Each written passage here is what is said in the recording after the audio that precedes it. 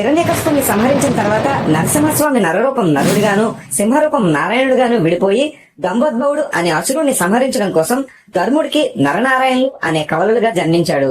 దంభోద్భవుడు 1000 సంవత్సరాలు ఘోర తపస్సు చేసి సూర్యుని ప్రసన్నం చేసుకుని 1000 కవచాల్ని వరంగా పొందాడు. ఒక్క కవచాన్ని నాశనం చేయాలంటే ఆ వ్యక్తి 1000 సంవత్సరాలు తపస్సు చేయాలని, దాన్ని నాశనం చేసిన వెంటనే ఆ వ్యక్తి మరణించేలాగా వరాన్ని పొందాడు. సూర్యుడిచ్చిన వరం వల్ల తనని ఎవరూ ఏం చేయలేరన్న అహంకారంతో ముల్లోకాలను ముప్పతిప్పలు పెట్టాడు. బద్రీనాథ్లో 500 సంవత్సరాలు ఘోర తపస్సు చేసిన నరనారాయణులు దంభోద్భవుడి 999 కవచాలను నాశనం చేయడంతో దంభోద్భవుడు సూర్యుడి దగ్గరికి వెళ్లి తనని కాపాడమన్నాడు.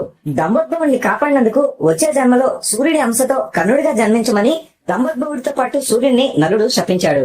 మహాభారతంలో సహజ కవచకుండలాలతో కర్ణుడిగా జన్మించిన దంభోద్భవుడిని సంహరించడం కోసం నరనారాయణులు కృష్ణార్జునులుగా జన్మించారు. బద్రీనాథ్లో 1 సంవత్సరం చేసిన తపస్సు 1000 సంవత్సరాలకి సమానం.